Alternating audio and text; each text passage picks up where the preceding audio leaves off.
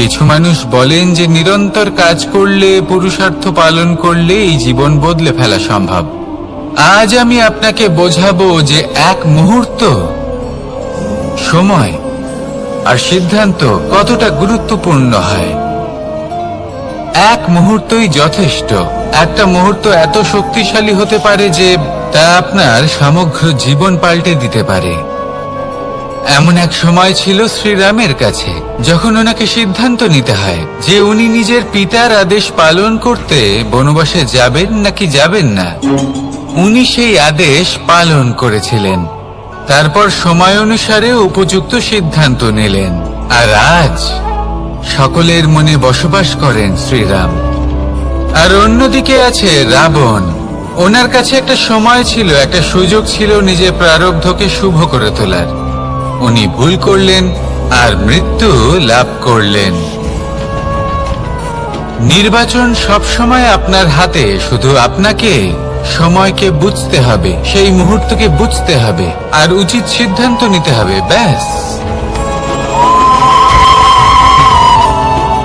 বুঝতে শিখুন এই সময়ের দাবি কি, বুঝতে শিখুন এই সময়ের ইচ্ছে কি, আর উচিত সিদ্ধান্ত নিন। আর আমার সাথে ভালোবেসে বলুন, রাধা রাধা। জ্ঞান এবং অহংকার, এই দুইয়ের মধ্যে সম্পর্ক কোথায়? সম্পর্ক ঠিক সেরকম যেরকম হাত এবং কাঁকনের, যেমন চোখ এবং দৃষ্টির সম্পর্ক। এবার আপনি বলবেন, এ আমি কি বলছি? জ্ঞান এবং অহংকারের এমন সম্পর্ক কি করে হতে পারে? দেখুন, যে ব্যক্তি জ্ঞানী, যার কাছে জ্ঞান রয়েছে এবং তিনি জানেন যে তার কাছে জ্ঞান রয়েছে, তার মধ্যে নিজে থেকেই অহংবোধ জাগ্রত হয়। খুব কম সংখ্যক এমন জ্ঞানী ব্যক্তি আছেন যারা নিজেদের অহংকারের বিষয়ে আঁচ করতে পারেন। প্রকৃত জ্ঞানী হলেন তিনি, যিনি নিজের জ্ঞানের সদ্ব্যবহার করে অহংকারকে দূর করেন।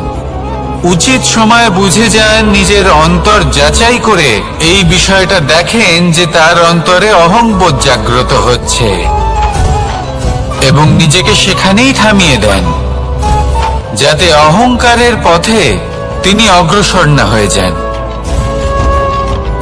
এই অহংকার কখন উচিত, কখন অনুচিত, কখন প্রয়োগ করা উচিত, উচিত নয়, কখন বাধা দেওয়া উচিত, এটা শেখা অত্যন্ত প্রয়োজনীয়। আর যদি এটা আপনি শিখতে পারেন, তাহলে আপনি একজন জ্ঞানীও হয়ে উঠবেন এবং সুখীও থাকবেন। তাই মনে রাখবেন, এই জ্ঞান নিয়ে কখনোই অহংকার করবেন না, বরং সবসময় নিজের অহংবোধের বিষয়ে প্রকৃত ধারণা রাখবেন। আসুন আমার সাথে ভালোবেসে বলুন, রাধা রাধা। আমাদের জীবনে 7 ধরনের সুখ আছে, আর সেগুলো লাভ করার জন্য আমরা অত্যন্ত প্রচেষ্টা করি। কিন্তু কোনো প্রচেষ্টা করার পূর্বে তা কিভাবে করব সেটা বোঝা খুব প্রয়োজন, আর সেখানেই আমরা ভুল করে থাকি। যে কাজটা আমাদের পরে করা উচিত, সেটাই আমরা আগে করে বসি। আপনাকে স্পষ্ট করে বোঝাই, প্রত্যেক সুখের সাথে 2টি ক্রিয়া জড়িত থাকে। এবার যখন আমরা ধনের কথা বলি, তখনও 2টি ক্রিয়া জুড়ে থাকে। প্রথম ক্রিয়া হলো ধন অর্জন করা, দ্বিতীয় ক্রিয়া হলো ধনের ব্যবহার করা। আর জীবনে ধনের ব্যবহার করার পূর্বে ধন কিভাবে অর্জন করতে হয় তা শেখা অত্যন্ত প্রয়োজনীয়। আমরা মন্দিরে যাই, ভগবানের আরাধনা করি, তার জন্য পুজো করি, ওনাকে প্রসন্ন করতে চাই, কিন্তু তার আগে ভগবানের উপর আস্থা রাখা প্রয়োজনীয়। যদি আপনার অটল বিশ্বাস থাকে, তবেই আপনি প্রকৃত ভক্ত হয়ে উঠতে পারবেন। এবার যদি আপনি বক্তা হয়ে থাকেন, শ্রেষ্ঠ বক্তা হতে চান, এই সংসারের সামনে নিজের বক্তব্য রাখতে চান, তাহলে কথা বলার পূর্বে কথা শুনতে শিখুন। তবেই আপনি একজন শ্রেষ্ঠ বক্তা হয়ে উঠতে পারবেন। জীবনে সম্পর্ক স্থাপন করার আগে সম্পর্ক বজায় রাখতে শিখুন। তবেই আপনি একজন প্রকৃত সাথী হয়ে উঠবেন। জীবনে পরাজয় মানার পূর্বে বিজয়ী হওয়ার চেষ্টা কিভাবে করতে হয় সেটা শিখুন। তবেই আপনি একজন নিপুণ ব্যক্তি হয়ে উঠবেন। অন্তিম এবং সবথেকে গুরুত্বপূর্ণ কথা, জীবনে ভালোবাসা লাভ করার পূর্বে ভালোবাসা প্রদান করতে শিখুন। তবেই আপনি একজন প্রকৃত প্রেমী হয়ে উঠবেন। আসুন আমার সাথে ভালোবেসে বলুন, রাধা রাধা। এই সংসারের সব থেকে বড় যুদ্ধ কোনটা? দেবসুরের যুদ্ধ যা অনেক বছর ধরে চলেছিল, নাকি রাম রাবণের যুদ্ধ, নাকি মহাভারত? না, সংসারের সব থেকে বড় যুদ্ধ হলো সেইটা যা নিজের সাথে লড়া হয়, নিজের মনের সাথে লড়া হয়, নিজের অন্তরের সাথে লড়া হয়। এটাই সব থেকে বড় যুদ্ধ। এবার নিজেই দেখুন আপনার সব থেকে বড় শত্রুকে। আপনার স্বার্থ, আপনার কামনাগুলি, আপনার অহংকারগুলি, যা আপনাকেই নষ্ট করে দেয়। যদি এদের ওপর আপনি বিজয় লাভ করতে পারেন, তাহলে ধরে নিন এই সংসারে সবার উপরে আপনি বিজয় লাভ করতে পারবেন। এই সংসারে কেউ আপনাকে পরাজিত করতে পারবে না, কিন্তু তার জন্য প্রয়োজন অনুভূতির। অনুভূতি ভালোবাসার, অনুভূতি অনুপ্রেরণার। যে ব্যক্তি ভালোবাসতে পারেন এবং প্রেরণা দিতে পারেন, তিনি চিরকাল জয়লাভ করতে পারেন। নিজের কাছে ভালোবাসার এক অস্ত্র রাখুন আর প্রেরণার এক ঢাল। জীবনে কেউ আপনাকে পরাজিত করতে পারবে না। আসুন আর আমার সাথে ভালোবেসে বলুন, রাধা রাধা। সৌন্দর্য। মানুষ নিজের সৌন্দর্যের বিষয়ে কতটা ভাবে, চায় যে সে সব থেকে বেশি রূপবান হবে, সব থেকে বেশি সুন্দর হবে। কিন্তু সৌন্দর্যের পরিভাষা কি তা কি সে জানে?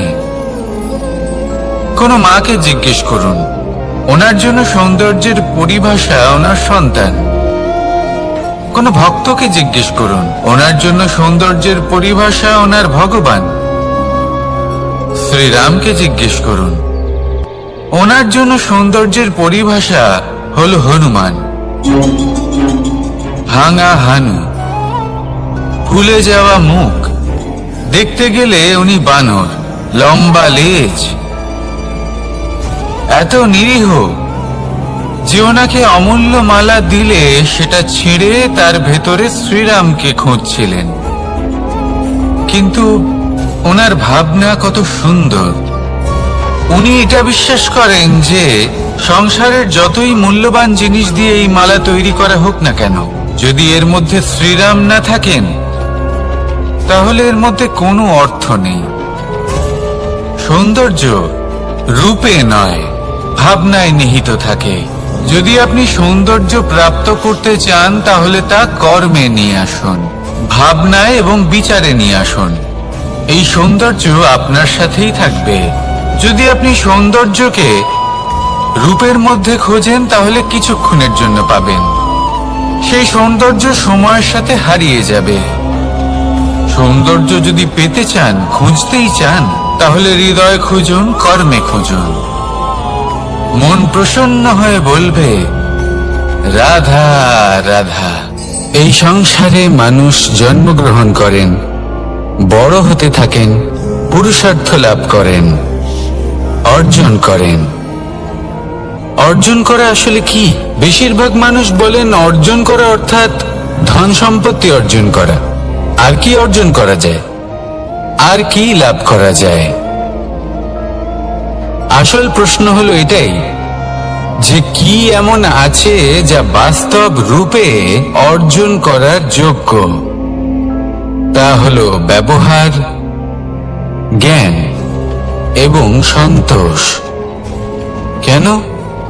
কারণ আপনি যখন এই সংসার ছেড়ে চলে যাবেন, তখন আপনার ধন সম্পত্তি আপনাকে বিদায় জানাতে আসবে না।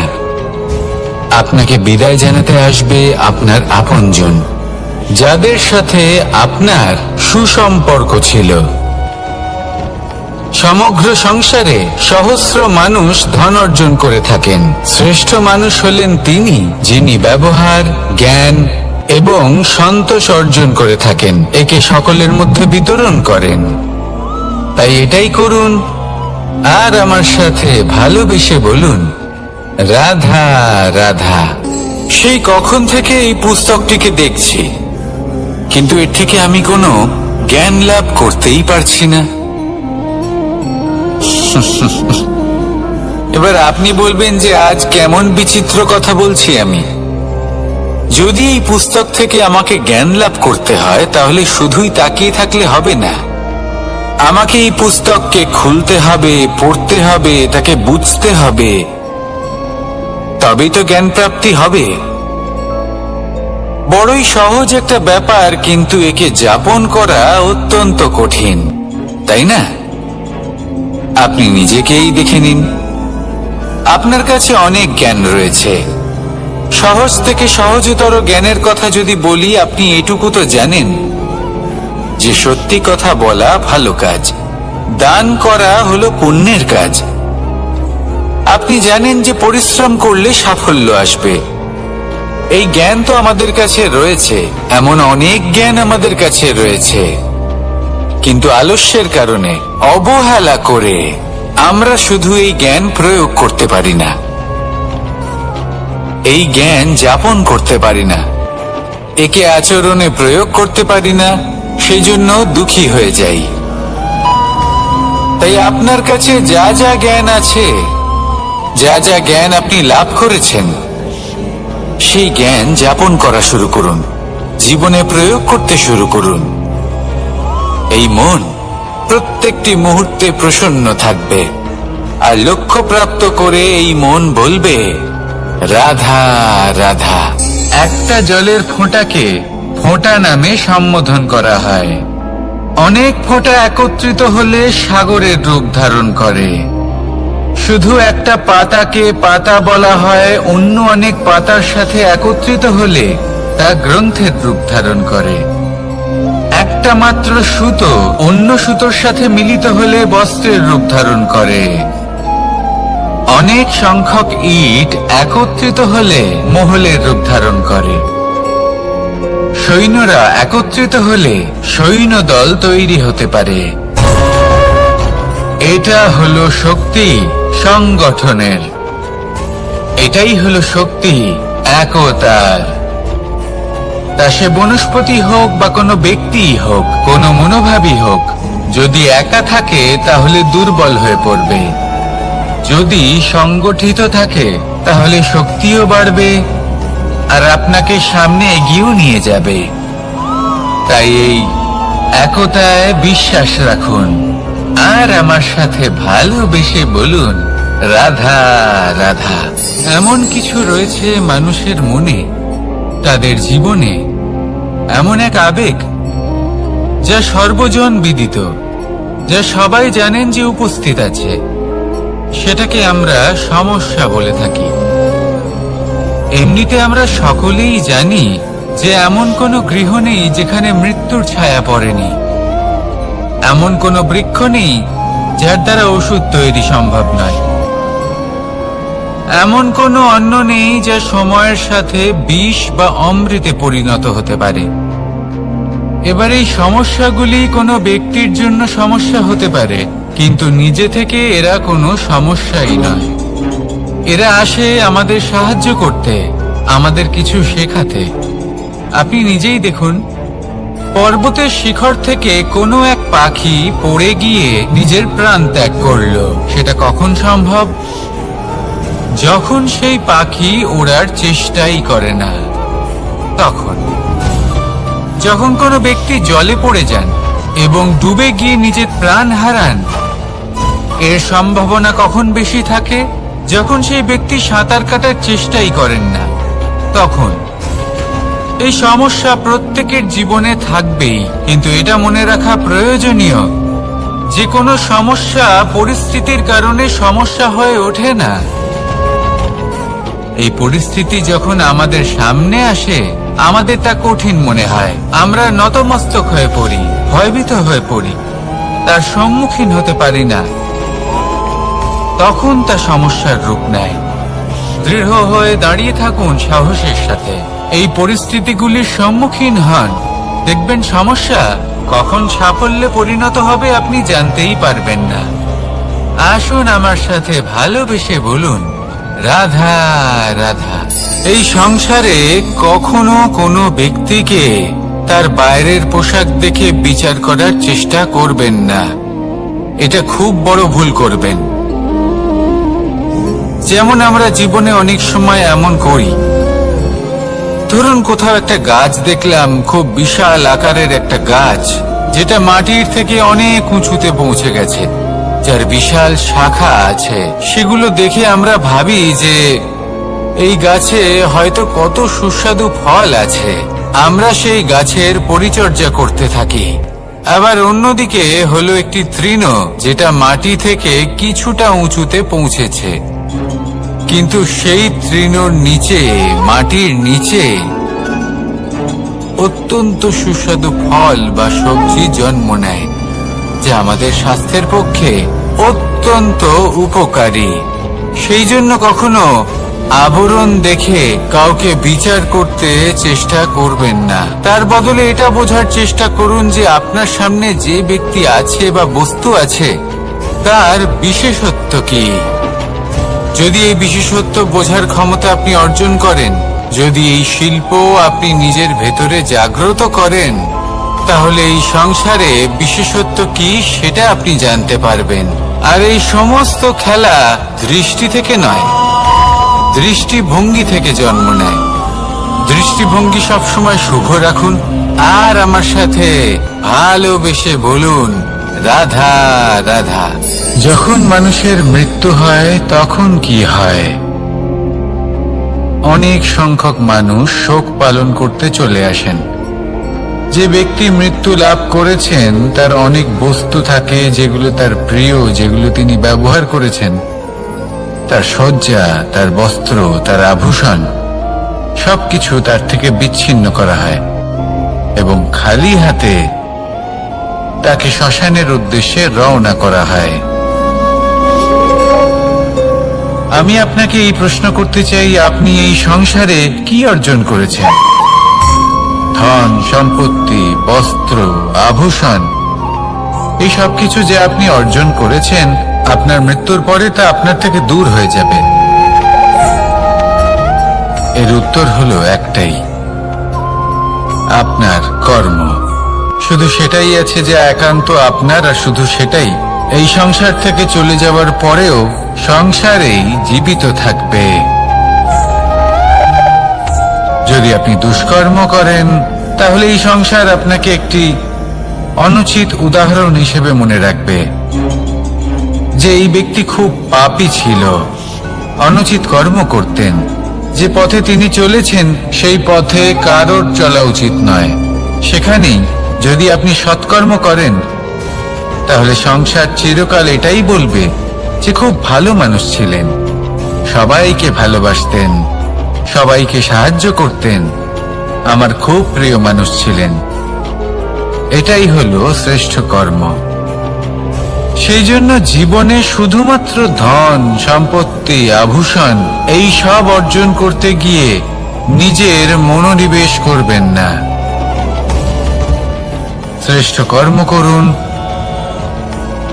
সংসার থেকে চলে যাওয়ার পরেও এই কর্মই এই সংসারে আপনাকে জীবিত রাখবে।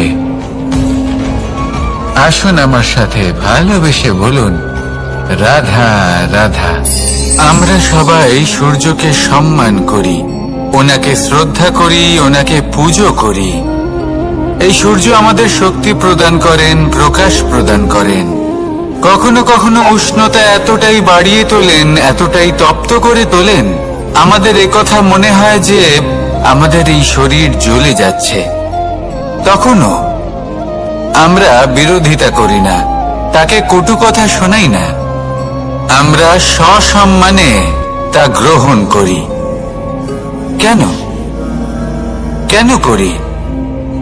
কারণ আমরা জানি যে সন্ধেবেলা যখন সূর্যাস্ত হবে তখন শুধুমাত্র অন্ধকার বাকি থাকবে। ঠিক কিছুটা এরকমই হয় আমাদের মাতা পিতাও, যিনি আমাদের জন্ম দেন, আমাদের ভরণ পোষণ করেন, আমাদের বড় করেন, আমাদের প্রেম প্রদান করেন। কখনো কখনো তাদের মুখ থেকে কটু কথা নিঃসৃত হয়, আমাদের দুঃখ হয়, কিন্তু তখন আমাদের এটা বোঝা উচিত এগুলি নিঃসৃত হচ্ছে আমাদেরই মঙ্গলের জন্য। যেমন সূর্যদেব, উনিও উত্তাপ দিয়ে থাকেন আমাদেরই মঙ্গলের জন্য, যাতে ফসল পাকতে পারে, যাতে জল বাষ্প হয়ে মেঘ হতে পারে, বৃষ্টি হতে পারে, আর এই সংসারে নিরন্তর জলের প্রবাহ থাকে। আমাদের মাতা পিতা, তাদের কঠোর আচরণ, তাদের কঠোর অনুশাসনের পেছনে লুকিয়ে থাকে ওনাদের ভালোবাসা। আমাদের তা বুঝতে হবে, সসম্মানে ওনাদের গ্রহণ করতে হবে। কারণ ঠিক সূর্যাস্তের পরে যেমন চতুর্দিক অন্ধকারচ্ছন্ন হয়ে যায়, তেমনি আমাদের জীবন থেকে যখন আমাদের মাতা পিতা চলে যায় তখন আমাদের জীবনেও শুধু এবং শুধুমাত্র অন্ধকারই ছেয়ে থাকে। সেই জন্য নিজের মাতা পিতাকে সম্মান করুন, ওনাদের ভালোবাসা প্রদান করুন।